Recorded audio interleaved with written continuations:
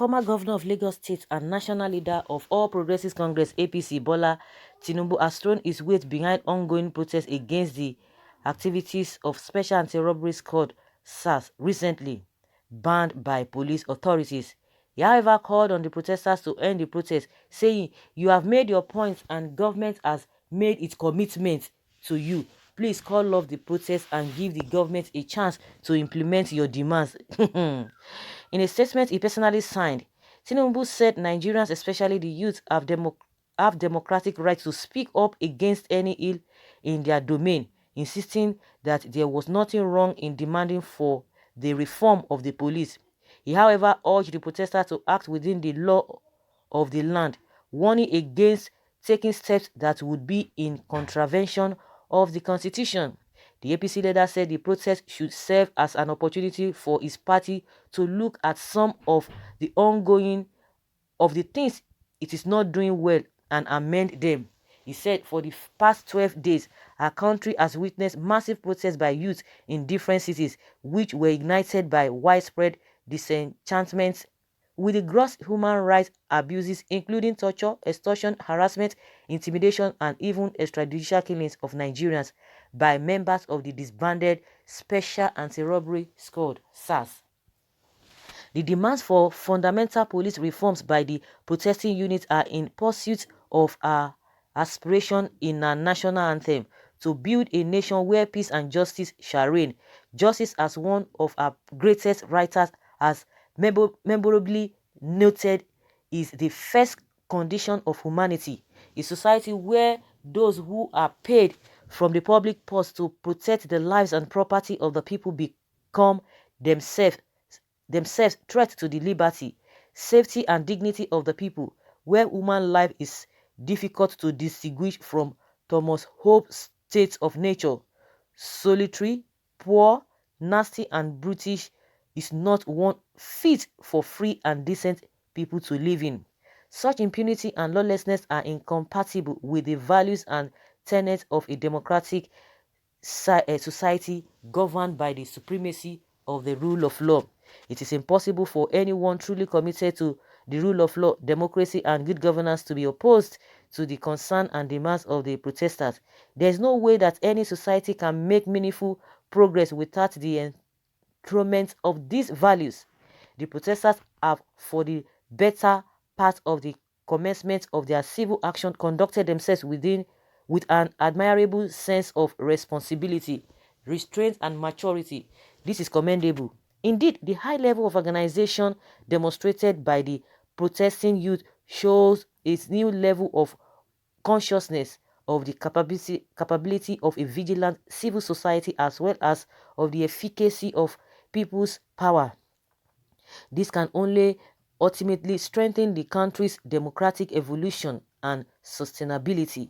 The impunity of SARS was thus a challenge, a challenge to all, very, very challenge to all.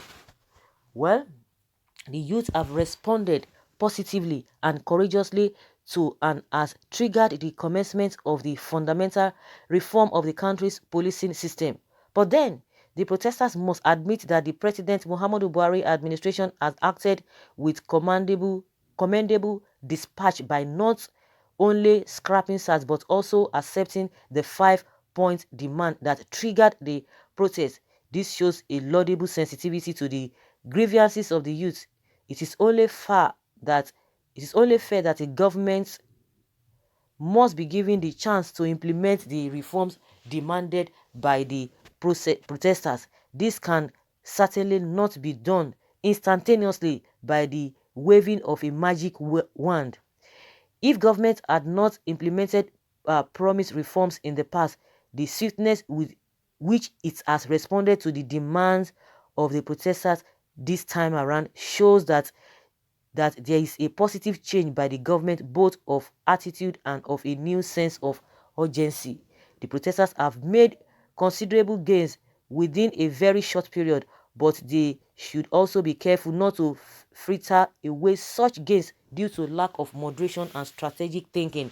For instance, it is unfortunate that hoodlums, thugs, and assorted criminals have seized on the protest to perpetrate violence, disrupt civil life, and harass, intimidate, and assault innocent persons going about their lawful business.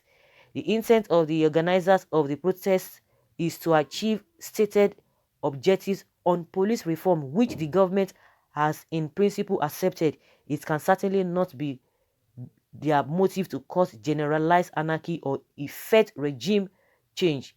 If they give the impression that that is their goal, then any government will necessarily have to act with the requisite decisiveness and force to restore law and order and preserve constitutional rule. I think this man, you have bowed to the pressure of this Fulani or the MIYETTI Allah who have told you one thing. So you know that in the past they have not even been fulfilling their promises, but because of this one, they just said they have accepted all the committee that they've been setting up for other things. What has come out of it? It is still all beautiful nonsense. You are telling them not to protest. It's not only police reforms. Just get it. So you are in the other one that they are saying that you are part of the people who are urging him to go and use force. So because they have done that, they want to demand for other things. So if they demand for other things, so you are telling them to leave the street.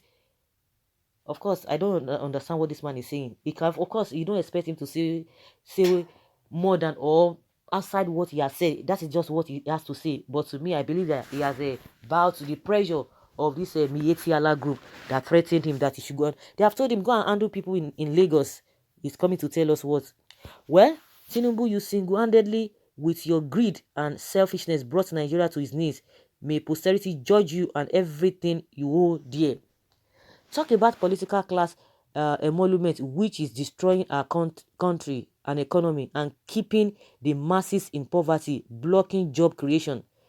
Who asked you to speak Fulani slave because they have accused you? Of course, he has said he is bound to their pressure. Craze will go worry you. They never see your cure. Jagaban, Ko Abi Lagos landlord. Okay. Is this the presidential broadcast we have been expecting, or it is an appeal from a spokesman of the president? Fighter for democracy, Jagaban, please get a seat. This is our generation. Don't worry, sir. Protests must continue. You are talking in the rubbish. You are talking rubbish, sir. He wants the protest ended so he can continue to collect money at the toll gate. Street urchin who have no shame, as at your age, your Jagaban days will soon be over. This man don't have shame. You have been silent all these times, only for you to start talking now because your Fulani masters have started accusing you. Of course, he has bowed to the Fulani pressure, telling them to stop. So, have you ever, this man does not speak on the things bothering, and I've noticed it. He does not speak when people are feeling it. He does not speak. But when it comes to when people begin to react, he will now come and begin to tell the people to do this, to do this. I'm even surprised that this one is not even a lengthy one. Usually write a thesis. I don't understand. You think gone are those days, because people already know the stuff you guys are made of. It's bound into the pressure now because they've been accusing him. But it's beyond all of them. It's beyond you.